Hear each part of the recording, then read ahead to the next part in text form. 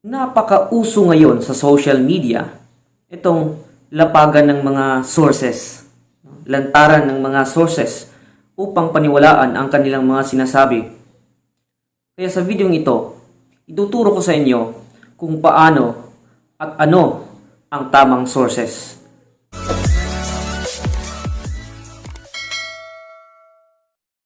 There are two classifications of historical sources, and one of these is the primary source. The second one is the secondary source. Now, paano natin malalaman na ang sinasabi or something that is posted in the article or in a book, maybe published book or in a published video or in YouTube or in Facebook ay nagsasabi ng katotohanan? So, kailangan alam natin kung ano yung source. Kailangan alam natin kung ang source ay galing ba sa primary source or galing ba sa secondary source or wala ba talagang source. So when we talk about primary source, these are the sources that are produced at the same time as the event, period, or subject being studied.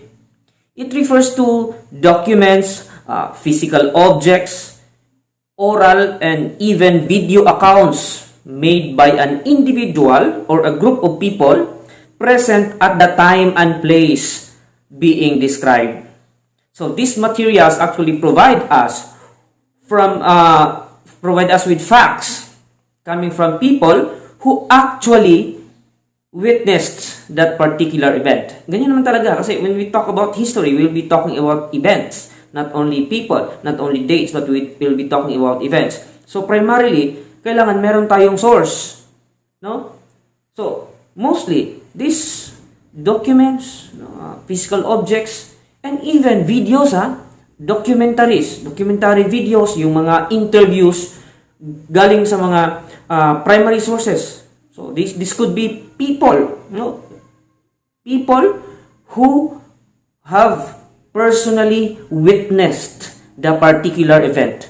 Sila yung matatawag nating primary source. Secondary source, on the other hand, are the sources that are produced by people long after the events being described had taken place. So, these are the sources which were produced by an author who used primary sources to produce that particular material. Thus, it provides valuable interpretation also of that particular historical event. So, for instance, a book that is produced by an author of today, and the content of the book was about during the Spanish colonization, for instance.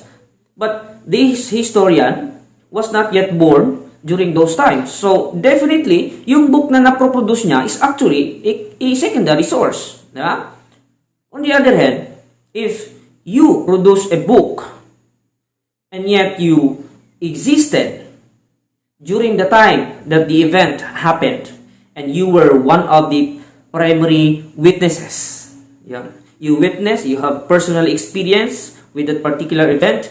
Tapos, yung sinasabi mo doon sa libro, base sa yung personal experience of the particular event, then you can say that you are a primary source as the author of the book. And second, your book being produced is also considered as a primary source. Ito, magbigay ako ng concrete example. A historian writes something about martial law. And that historian interviews the victims of martial law. The question, was the book produced by historian a primary source? The answer is not. Why? Yung tao na in-interview niya, yun yung primary source. Kasi that person was there, was present, or had particular experience during the event. But ang historian, kasi kung wala namang experience yung historian about that event, so definitely, yung book niya is a secondary source. Kaya nga, mga kaibigan, kailangan, we have to be critical enough. We have to examine the content of the book, the content of an article, or the content of the video being presented to us before we can conclude that this speaks something about the truth. Because anything can be deceiving. We also have to be critical on the context of the document. Para kanino ang document? To whom is it written? The context of the author. Ayan. Background check sa author. Bakit niya naisulat ito? What was the purpose? Is this author credible enough to produce this particular document? Let me tell you this. There will always be room for subjectivity in history. Why? Because artifacts cannot speak for themselves. Primary sources such as archived documents, letters, government records, and any other records could not speak for themselves. They are interpreted by the historians. And it is in there that sometimes the interpretation of the historian is actually influenced by his context, educational background, maybe political affiliation. Yan, diyan papasok yung personal interpretation, yung mga biases of a particular produced historical sources or material.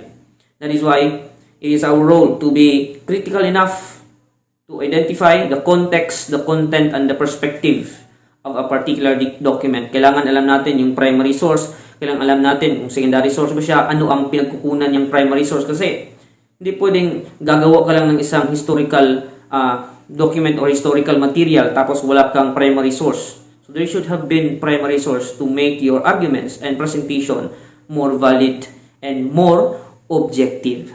Hindi na subjective. Kasi kung opinion lang natin yan, wala naman tayong sources. No? So, it could become very subjective. Most importantly, we have to be mindful of the perspective of a particular document. Whether it is a primary source or a secondary source. Kailangan nating alamin yung perspektibo. Kasi each published document, even videos, articles, may perspective talaga yan. So first, opinion lang ba ito ng tao? Is it supported with sufficient evidence? Yeah, kailangan enough yung evidence that removes our doubt. Kaya naman, konting paalala lang galing kay Sir John. Hindi lahat ng iyong nababasa ay nagsasabi ng katotohanan. Hindi lahat ng iyong nakikita sa mga video sa YouTube, sa Facebook, at sa iba pang mga sources ay nagsasabi ng katotohanan. At lalong hindi lahat ng iyong naririnig ay nagsasabi ng katotohanan. Remember this, little knowledge is dangerous. Little knowledge is dangerous.